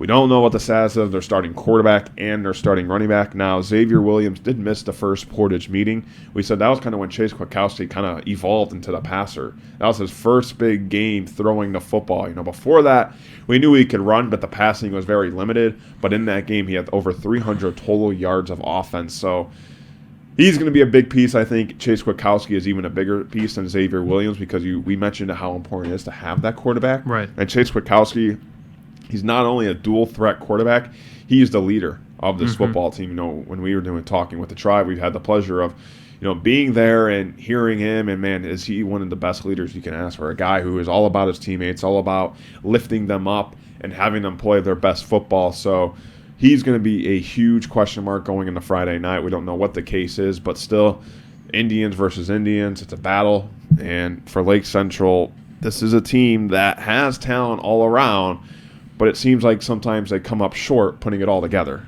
One of these streaks will be done. Portage can get their first win of the year and their first win against LC in a couple of years, and Lake Central could win their, again, first sectional game since, I did not know that, 2014. That's just tough sledding again. And being one of the bigger schools in the state, you match up with the big dogs early, and sometimes it's luck of the draw, sometimes just things don't go your way. And again, one of these, it's going to be a big win for whoever the team is, but for Lake Central, it's. Going back to Portage, that first matchup, Portage was up, I think, 20-7. Yeah. And LC came back and showed resilience. But again, you mentioned that was a game without Xavier Williams. That's an interesting dynamic going into this game. And if there is a team that could hopefully benefit the most from a 1-week bye, I think it's the Lake Central Indians. Again, having your quarterback and Iowa commit of a running back out for past couple games. Those are guys you want to get back in blue, especially come the playoff time and whatever beast may lie ahead in the 6A tournament. But for Lake Central, you got to hope you get those guys back, and it may be a little tough sledding if they're not back. Again, like Xavier Williams, and Chase Kwiatkowski. Well, mainly Chase, what he did in that Portage game, that first matchup. If you don't have either of those guys, you got to find guys to step up. We kind of mentioned that the defensive pieces and Amarian Brooks. You have to find guys to kind of fill those voids and hopefully get those guys back in blue. But again, records don't mean anything. I think, again, you look at 0-9 and you think this is going to be a walkthrough game for Lake Central. No, I don't think that's the case. No. I think it's going to be a fantastic game and a good opener for the 6A sectional. Again, no matter the records of the teams that are going to be fielded out there, it's going to be a fun one. Yeah, and now it's time to talk about our second game night built by Von Tobel that we'll be doing. This one is another doozy. Lafayette Jefferson, Crown Point, the rematch that the Bulldogs have been waiting for. This has a special start time. It's at 6:30 Central. We'll be going live at about 6:10 from the Dog Pound. One matchup between these teams in the history. It came last year. That's all you need. Sectionals. Lafayette Jefferson, 38-28. Remember, Crown Point was undefeated going into that game. And Lafayette Jefferson looks, hey, we'll end your season at your own place. And they're going to try to do the same here. It is going to be a little harder. I will say this Crown Point team seems a lot more better than last year. I think they're more skilled there's more veterans on this team. I think there's more leadership. There's more experience. And, boy, are they mad going into this game because you've had to live with that memory for the past year of your season ending to a team you probably should have beat, but Lafayette Jefferson is a good football team. Let's not get ahead of let's not forget they are a very good football team. They're led by a freshman quarterback. Now, he didn't start the year as their quarterback. They've had a couple of quarterbacks in that system, but in the last 4 games, it's been Tristan Barrett starting for them. And he's done things I did not think a freshman could do under center. 733 yards and 11 touchdowns, no interceptions.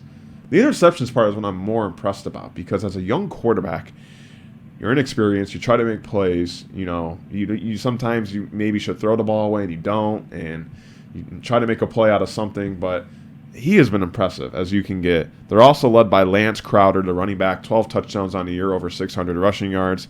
DJ Young, another guy who's been huge in the receiving end of things, 773 yards and 12 touchdowns. Now, Riley Perkins is their best player on defense, 12.5 tackles for loss, 4.5 sacks, and 15 hurries. Joshua Million, 5 tackles for loss and a sack. And Micah Lillard, this guy has had it. This is Peanut Tillman 2.0 right now in high school. 6 interceptions, 7 forced fumbles, Wow. and 3 pass deflections. I wonder if he does the peanut punch. He did his film study, maybe. I feel like he has to. 7 forced fumbles. As a DB, that's a lot. That's very impressive. This is a that team, doesn't happen by chance. Yeah, it has been an up and down season though for the Broncos. They're 5-4, but they are on a 2-game win streak, and it's a team that plays very different whether they win or they lose. When they win, their offense averages 40 points a game. When they lose, their defense gives up about 39 points. So it's really going to come down to that. You know, their offense seems to be really hot when they win, and their defense seems to be not where they want to be if they're going to lose. But they do have 2 shutout wins this year, so their defense has the ability to play great defense. It's going to come against one of the best teams in the area, and definitely the best team they faced all year, the Crown Point Bulldogs. But like we said, ended their season last year. Before the Broncos, that obviously is a team we don't know much about. This is the first time we're going to see them play all year long. They did lose to Michigan City earlier in the year. I believe that was the second week. It was 36-31. So they do have experience playing a DAC team. But you have a freshman quarterback going in a very hostile, I already can say it's probably sold out environment. You got the fireworks going. You've got the bells, the whistles, everything going on. How are they going to manage this one, Lafayette Jefferson? Yeah, I mean, you got to ride your playmaker. You got to ride the experience that I bet there's plenty of players from that last season's team that know what it takes to beat a solid Crown Point team. Again, this is very deja vu like. I don't know if this is the Lafayette Jefferson team that we saw very competitively last year, but nonetheless, there's some pieces on that Jefferson team we mentioned alongside the freshman quarterback who's been playing fantastic. We mentioned, Michael Leonard, Mr. Peanut Punch over there, and a couple other guys. They have some pieces that I bet were on that team last year that, again, know what it takes to beat a very solid Crown Point team. And I think that's what you have to do if you want to go in. Because me personally, again, I don't think this is the same matchup as last year. No. I think Crown Point, this as fantastic as that Crown Point team was last year, I mean, they're looking better than Lafayette Jefferson. Yeah. I don't know if this is the same team that could do the damage they did last year, but we'll see. Again, the story behind it is fantastic. Again, a second chapter behind this very short-lived rivalry, and we're excited to be a part of it. For Crown Point, it's been as simple as an historic season for them. For the second time in school history, they finished 2 years in a row undefeated in the regular season. They also gave up a school record in points on defense. They only gave up 6.6 points per game. Not bad. Best in school history. They're led by a star junior quarterback, Noah Ehrlich, 1,700 total yards, 22 total touchdowns. Larry Ellison's had himself a special season in the backfield, over 1,000 rushing yards and 21 touchdowns. Landon Delich, a 6'4 senior receiver, has been Ehrlich's best friend. I mean, those two are like, it's like they know what each other's thoughts are on that football field. Delich, 522 yards and 5 touchdowns. Nick Soley as well, a guy you got to watch out for, 288 yards and 2 touchdowns. Their defense, it's as loaded as you can get. Nate Kalk, 13 tackles for loss and a sack. Will Clark, 10 tackles for loss and 5 sacks. Seamus Molaski, 10 tackles for loss and 4 sacks. But for Crown Point, sectional is kind of when things start to get rough for them. They haven't won a home sectional game since 2018. Interesting. And in fact, in their last 6 sectional games, the Bulldogs are 2-4. So it's been a little rough sledding for Crown Point going into sectionals, but this is also a team that hasn't lost a home game since October 21st of 2021, and only 2 teams have scored double digits against them, Lake Central and Valpo. Yeah, this is as good as a team gets, though. Just about. I mean, again, we've talked about these guys all year. They really stayed at our number 1 spot for almost after week 1, almost the full season, close enough. But yeah, it's laid out for them. You know what team? Again, a lot of guys I bet that were on the team last year for Crown Point. Now they know this game means so much to them to, again, not only kind of break the sectional skids they've kind of had over the years past, but again to get their revenge against a Lafayette Jefferson team that probably upset them, I'd say, last year. Really ended their season in disappointing fashion, and they're hoping to add more to that trophy case, next to that DAC title they won for the second straight year, and beyond that.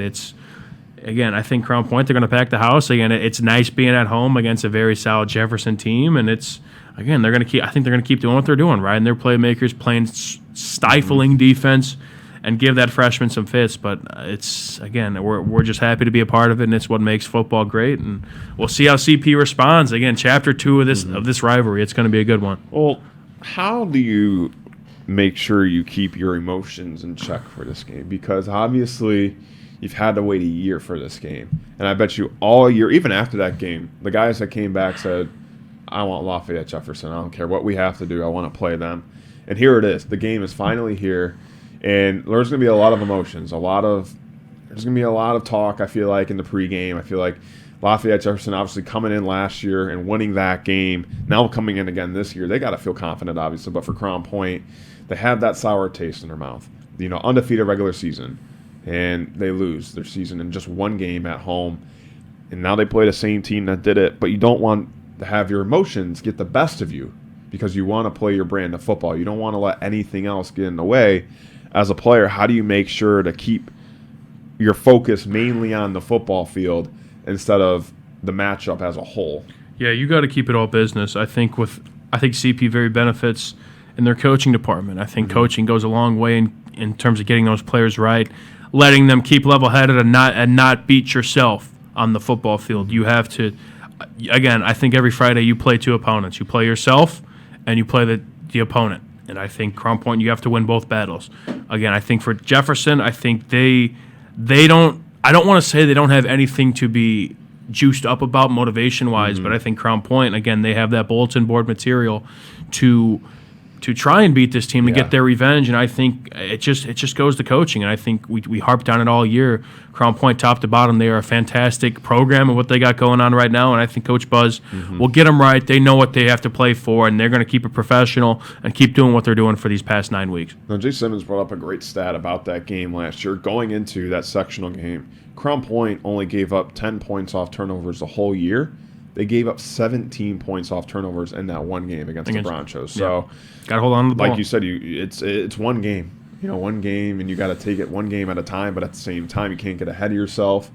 And no matter what your record is, your season can end, and as fast as a snap. That's it. And that's going to be for Crown Point. Focus on the football field Friday night, not on what happened last year, not maybe what things were said in pregame or the postgame last year.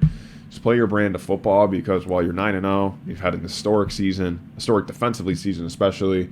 You have a good chance of making a trip to Lucas Oil. So just keep playing that Bulldog football and don't let those emotions, like you said, business. It's a business. That's a business trip. Yeah. At home, though. It's a business game for the Crown Point Bulldogs. But we're going to take a break here on Region Football Weekly. And when we come back, we're going to go to everyone's favorite segment, our games to discuss with Mike Dewan. But you're watching Region Football Weekly in our Center Bank Studios here on the Region Sports Network, the only game in town. With Von Tobel. Get 20% off select cabinets now through October 28th. Von Tobel has cabinets and vanities in a range of styles and colors. Plus, built-in storage, countertops, and flooring. Our designers will help you find the perfect selections for your style and budget. Scan to visit VonTobels.com today to book your free consultation at one of our 4 Indiana showrooms. Von Tobel. Building better together. When life takes you places and you can't get to the store, shop online with Strack and Van Til to go. Our to-go service is easy to use, and it can save you time and money. Once your order is in, our own Strack and Van Til team preps your order with care. For delivery or pickup, enjoy the convenience of letting our to-go team shop for you. Enjoy your special moments. Sign up online today at shop.strackandvantil.com. Hi, I'm Crowell Company's Lantern Man. I'll cover your motorcycle. I'll be with you on the water. I'll be with you on the snow. I'll cover your insurance needs wherever you go. I'll be at Crowell Agency from 9 a.m. to 9 p.m. As Crowell Company's Lantern Man, I'm your insurance superhero. Crowell Companies, the insurance professionals in Highland, Maryville, and Michigan City. From schools to stadiums, hospitals, and bridges, everywhere you look, union carpenters are building Indiana. With jobs and skilled trades in high demand, there's never been a better time to start building your future. As an apprentice, You'll earn a debt-free college degree, earn while you learn, and receive great benefits like healthcare and retirement. So what are you waiting for? Visit carpenters.com to learn more. Visit carpenters.com and start building your future today. Thinking about what to do after high school? Consider a career with Boilermakers Local 374. As a Boilermaker apprentice, you'll earn while you learn. We offer excellent wages and benefits, and as part of our no-cost hands-on apprenticeship program, you'll learn from the best in state-of-the-art training centers and on the job. Become a union Boilermaker and get on your way to a great career. Find out more, visit www.local374.org or call 219-845-1000. Have you checked out Centier Bank's student checking account? This no-fee checking account is perfect for students and teens ages 14 to 24 and comes with all the features you need to succeed, such as a debit card, digital banking, and automatic deposit. Centier Bank can help you start establishing good spending habits today for your better tomorrow. For more information, visit Centier.com/student-checking or visit your local branch. If you are under the age of 18, your parent or guardian must also sign on the Centier student checking account. At the age of 25, your account will automatically convert to the Centier checking account. You must deposit $25 to open this account. This account is not eligible for overdraft advantage. Member FDIC. Back here on Region Football Weekly on this Thursday night. Thank you all for making us a part of that here in our Centier Bank studios. Jack Thiel, Mike Dewan, Zach Snelly producing today's show. If you're just joining us, we went over all the region sectional matchups that will be taking place tomorrow night. But now it's time for everyone's favorite segment, games to discuss. Mike Dewan's going to go over all the games we talked about. All of them. And pick a winner. Mike was 19-5 going into last week. Had a little bit of a rough week. He's been hot, but 2-3. So now he is 21 and 8 overall. Still impressive, but you're going to have a lot of games to pick. Let's do it, man. Start writing them down. Week. Here we go. So we're going to start with our Class 2A Sectional 33, Wheeler at Bremen. We talked about this one a little bit. The Wheeler Bearcats 6-game win streak had that first-round bye for Bremen. They defeated Bishop Knoll 42-7. They have a really threat at quarterback in Sheilas Ledig. 2,023 passing yards and 17 touchdowns. Battle of quarterbacks, battle of receivers, but also a battle of defenses that can cause a lot of havoc. Yeah, I think I'm going to say Wheeler's battle-tested. I think they played a team, okay, I want to say similar to Bremen's offensive attack, and I think that team was Boone Grove, and Wheeler did a fantastic job against them. And I think Wheeler, it's not going to be fun going on the road, although they are a better road team than many expected. I think this bye turns out to help Wheeler get some guys healthy. I know they were kind of nursing some injuries, and they're kind of taking some good with the bye week. And I think Wheeler, again, well rested. I think they travel to Bremen and take care of business. So give me the Bearcats to move on to their sectional final in the 2A. Keeping a region team alive in the playoffs. We're homers out here. We're rooting for the guys out here. All right, let's move to the Class 3A Sectional 25. Boone Grove and Hanover Central. The winner plays the winner of West Lafayette and Rensselaer. For Boone Grove, Mark Rowland, he's probably the best quarterback in the area.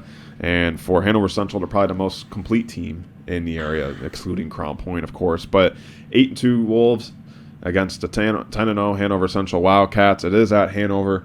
Last time these teams played, Hanover Central won 55-7 last year. You kind of mentioned how Hanover Central is a little more battle-tested than last year, joining the NCC. For Boone Grove, this is a team that's had their struggles on the road. All their losses have happened on the road, but this is probably going to be one of the most exciting games in the area. I'd like to say so, but I think we go back to that battle-testedness, if that's even a word, of Hanover Central, and I think it benefits them. It's Boone Grove. I expect them to put up points, but I think when we're talking about what defense is going to make some more plays, as eye-popping as the Boone Grove stats are, the turnovers and the sacks and all the tackles for loss they've forced, I think Hanover, just based off of their competition that they played this year, I think that gets them ready for games like this, and I think that prevails them over the top, and they move on to play either Lafayette or Rensselaer. That's going to be a fun one no matter what, but I think it's going to be a great game regardless. But give me the Wildcats. Keep it going. Keep the trend rolling.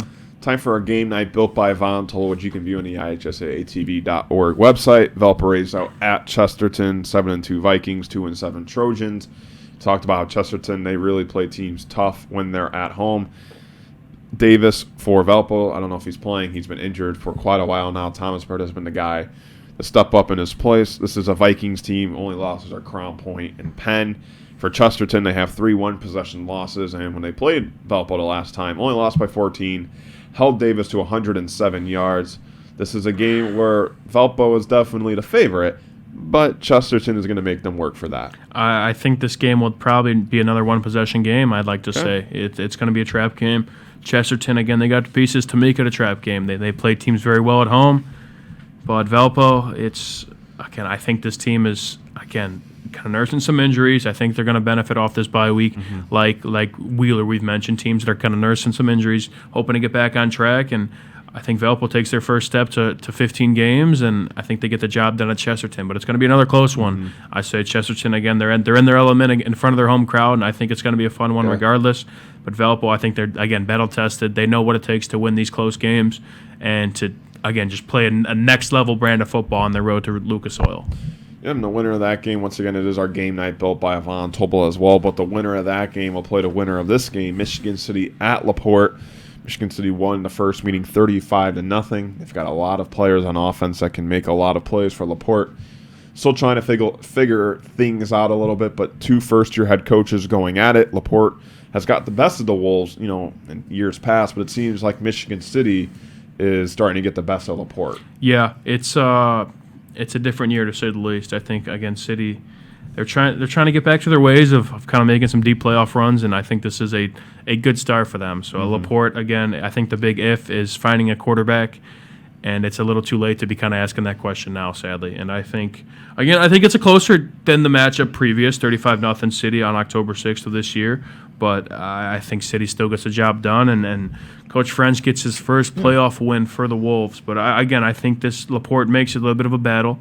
Again, they a lot of seniors. Yeah. You're playing for something. You're playing for your seniors to extend their careers. But I think City, again, they have the pieces on both offense and defense to separate themselves from the Slicers. We'll move up on that Class 5A bracket into sectional number 9. Munster at Maryville. Munster, all 3 of their wins on the road. They've got one of the best running backs in the area, and Daniel Askedon for the Maryville Pirates. They have been one of the better teams in the area. They haven't lost at home all year, and at least 5 of their 7 wins, they've held opponents to single digits. This is a Maryville team that can score 40 points on any given night, but this is also a defense that is more than happy only giving up about under 10 points. Yeah, I think Munster will score some points, but I think Maryville will score more. I love my Stangs, but it's an uphill battle, and again, I think it benefits Maryville. I think a wishbone offense, I think it's easier said than done to defend it. It may look easy on film, and it's a lot of deception, and everyone has to buy into that offense, but I think Maryville, they just have the guys, especially on that front 7, guys to clog up. Again, running lanes for Askedon, who's typically running in between the tackles, kind of that fullback guy up the gut. And I think they have the guys to stuff the run and maybe give Munster some fits, and I think separate themselves and get a big win at DeMarie Stadium. Well, the winner of that game is going to play the winner of the Battle of Hammond, Morton versus Central. This is at Hammond Central. Both teams faced off this past year, 56-3. The Governors got the best of the Wolves.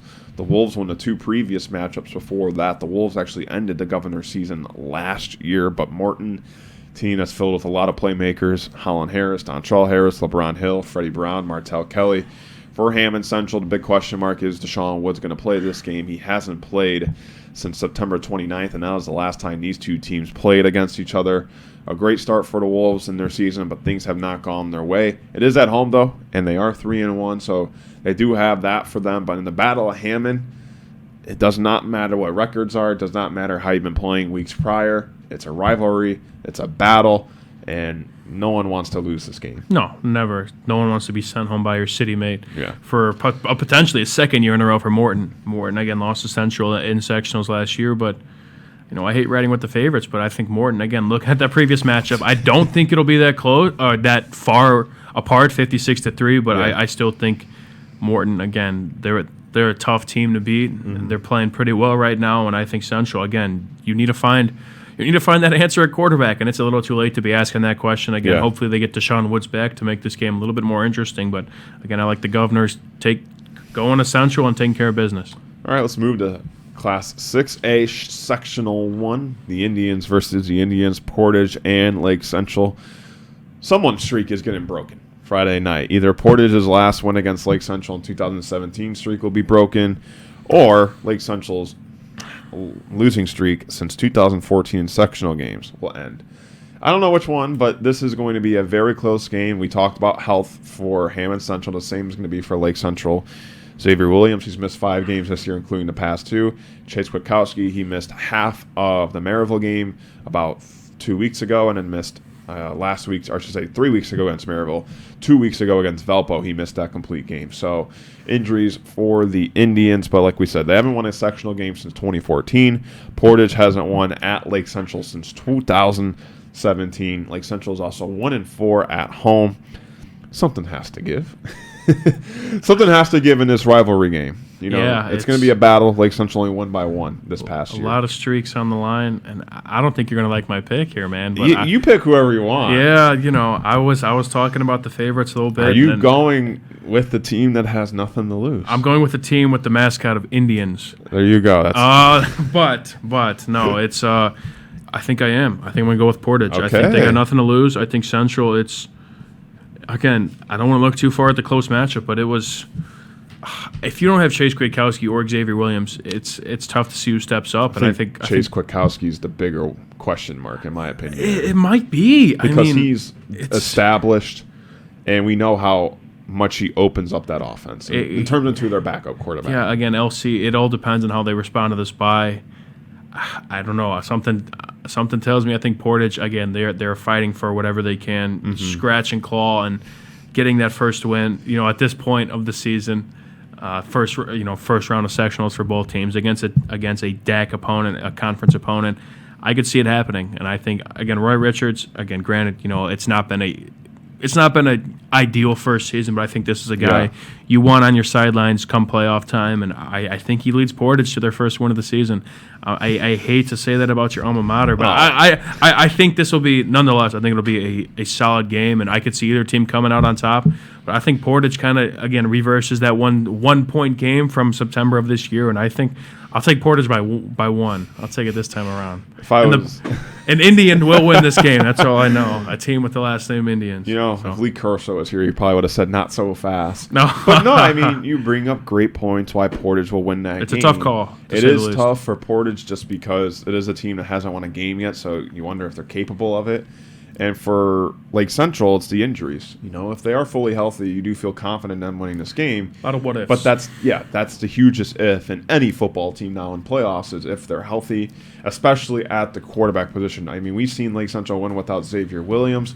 We've never seen Lake Central win without Chase Kwiatkowski playing a full game. But 7 o'clock at the Burial Grounds. Now time for our final game. It is our game night built by Von Tobel, Lafayette Jefferson, and the Crown Point Bulldogs. This one at the Dog Pound. Remember, 6:30 start time for this one. We talked about how these teams only played once in their history, and it meant a lot for both teams. For Lafayette Jefferson, it was a sectional championship, and for the Crown Point Bulldogs, it was an end to their season, but not only just their season, to their undefeated season. The Bronchos, they come in with a freshman quarterback. A lot of guys who were on that team last year. They do have 2 shutout wins this year. They're on a 2-game win streak before the Crown Point Bulldogs are playing as good as football as they can get, only allowing 6.6 points per game, which is a school record. Only 2 teams have scored double digits against them, Lake Central and Valpo. They haven't lost a home game since October 21st of 2021, but sectionals has been the kryptonite for the Bulldogs in years past. They haven't won a home sectional game since 2018, and they're 2-4 in their last 6 sectional games. A lot of, I don't want to say heat, but there's a lot riding on this game, I feel like, just for one football game, just because it's all about, reversing the fortune of last year, trying to get that memory out of your head, especially for the players on Crown Point who were there last year. You have that thought of ending your season twice to the same team at home. That's as bitter as a taste that there can be. You want that revenge. They always say the revenge tour. And I believe Crown Point, they felt short because they probably believed if they would have won that game, they had a really good shot at making it to Lucas Oil. And you've mentioned it's one game. It's all it takes for your season to end. And when we talk about the statistic, Jay Simmons brought up how Crown Point only allowed 10 points off turnovers the whole year. and in one game, 3 fumbles, and they allowed 17 points off those turnovers. That'll do it. That tells you about how things quickly can change in somebody's season. But for Crown Point, we both said this is a better team than last year. They're more experienced. They're more skilled. I think for Craig Bazia, he's got these guys believing in him a lot more. I think, those first couple of years are a little hard. But now, I believe it's his 3rd year it is. He's 24-6 there. Yep. I think now that he's fine, he's got the whole Crown Point football system under his belt, I would say. Not even just the players, but the fans, the alumni, all those people. They all buy into what he's trying to do with the Bulldogs, and they all love what he's doing with the Bulldogs because how good they are, how great football they're playing. And for Crown Point, this game means a lot more than just a win. It means getting their revenge from last year. But at the end of the day, I think for Crown Point, the best thing they can do is to treat it like every other game. Yeah, just keep it in your element. Again, obviously sectionals, it's them being in the top of the top. It's been tough sledding as of late. You're running into some tough opponents, and I think they just moved up to 6A not too long ago, but nonetheless, it's never fun playing up there with the big dogs. But I think CP, this is a different year. I think it starts again with the coaching staff. You mentioned the impact Buzia has had on the rest of the community, and I just think CP, again, it's different teams on both sides. I think CP, as great as they were last year, I really think this team could be even better than the 9-0 team we see before. And this is a game to prove that. Again, they didn't really show much playoff success last year, if any. And this is a game to, again, get that revenge and, play for a sectional championship next week, which, again, I think this is, if they take care of this one, this is their sectional to lose, and they could really kind of, again, get rid of that, moniker that CP, they can't. They can't perform in the sectionals, and this is a chance to really, again, trash that and again get some big wins for the CP program and just add on to another magical season that they've been having so far. But again, I expect this to be a good one. Emotions are going to be high, as you mentioned, and it's. I wouldn't be surprised if this goes the other way, but I think CP, again, being at home, knowing what they have to do, again, experiencing that disappointing loss last year, I think they right their wrongs this time around. Once again, one of our game nights built by Von Tobel. We have 2 game nights built by Von Tobel. Lafayette Jefferson, Crown Point, special start time at 6:30. We'll be going live at about 6:10. And then Valpo at Chesterton, that's your usual 7 o'clock start time. We'll be going live at about 6:40. And you can view those links. It's going to go to the ihsaatv.org website. We'll be posting them periodically through our Facebook pages on Friday. So if you're looking for those games, be sure to be on the lookout for our Facebook page tomorrow throughout the day. Of course, we have our studio shows going on tomorrow. The Quintel Kickoff Show will be airing at about 5:30. We'll have our Hose Connections halftime report. That's about 8:30, and I promise if I'm doing the show, I will not be doing any more Chris Berman impersonations. I wouldn't promise anything. I mean, probably, but we'll have a lot of fun. And then, of course, we have our RSN wrap-up show where we'll wrap up all the scores. You can view all 3 of those shows tomorrow on our Facebook and YouTube pages. Once again, 2 game nights built by Von Tobel. Crown Point, Lafayette Jefferson, special start time 6:30, and then you're going to have Valpo at Chesterton. That's your regular 7 o'clock start time. And of course, our 3 shows that we've been doing every Friday. It's always been fun doing these Thursday night shows on Region Football Weekly. Now getting into the playoffs, a little weird. First time we didn't do the top 10. Kind of figured, what are we going to talk about this week, But, we had a lot of great sectional matchups that we're going to be looking forward to. And how can you keep track of all of these scores, of all of these amazing games? Well, you're going to be able to watch our hometown scoreboard, courtesy of our friends from Strack and Van Til. That will be available to view from our Facebook and YouTube page. So all these games that we talked about that maybe we're not broadcasting, there's one place to go to get the most latest scores in the area. It's our hometown scoreboard, courtesy of our friends from Strack and Van Til. Mike, any final words on this Thursday night? Oh man, I think I'm out of words today. Out of words. I don't know. I mean, we talked about it all. Again, I don't want to. Another week in the books. I don't want to repeat myself. That's what I say all the time. But it's your line, man. We're getting there. I might save it for next week for sectional championship next week. Yeah, we'll think about it. We'll talk to Chris about that. But again, I almost said it just there. Another week in the books. But yeah, again, it's best time of the year. Again, second round of playoffs. We're getting to the nitty gritty. The best teams are kind of thinning out, and it's what it's all about. Again, these games are emotional on both sides. Making history for some schools, and some schools you got to face the agony of defeat, and it's not a fun time, or it could be a fun time for it depends what sideline you're on. And it's the beauty of sports, to say the least. But That's all I got. Not going to try and repeat myself too much like every other week, but yeah, let's do it, man. A big thank you to our executive producer Chris Ramirez, our operations manager Rich Castillo, show producer Zach Nelly, of course you, Mike Dewan, for always sitting beside me. We're done for this Thursday night, but we'll be back in action tomorrow on Friday. But for Region Football Weekly in our Centier Bank Studios, you're watching this on the Region Sports Network, the only game in town.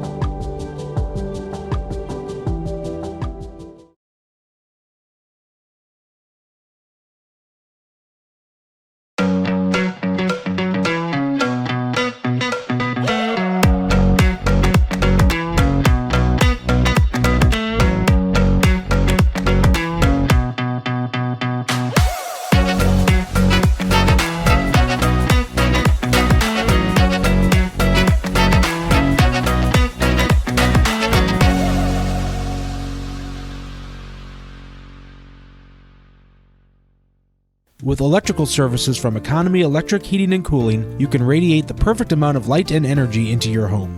From rewiring and code upgrades to ceiling fans, lighting, security, and more, Economy Electric Heating and Cooling's trained electricians will make sure you can enjoy your home on full power all the time. For a free estimate on electrical work, call Economy Electric Heating and Cooling at 219-923-4441, and you can visit them on the web at 4ajobdoneright.com. That's the number 4ajobdoneright.com.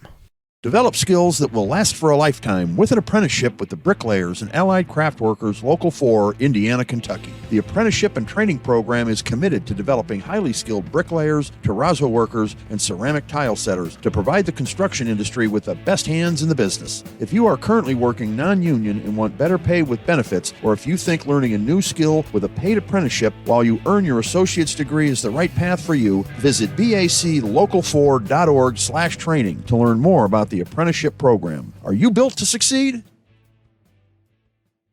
For over 100 years, Burns Funeral Home and Crematory has been assisting families in their time of need. Serving Northwest Indiana, the staff at Burns Funeral Home will help guide your family in creating a meaningful ceremony. From a simple to elaborate to traditional or unique, the caring family at Burns Funeral Home will tailor a ceremony to fit your needs. And for your other loved ones, Burns Funeral now has a pet cemetery and crematory. Visit burnsfuneral.com or give them a call at 219-942-1117. Blythe's Team Sports in Valparaiso is a leader in athletics apparel and equipment sales. With in-house production including screen printing, trophies, embroidery, and more, Blythe's can help you to create the perfect look. For more information, visit them online at teamblythes.com. Blythe's Team Sports in Valparaiso, where the athletes shop.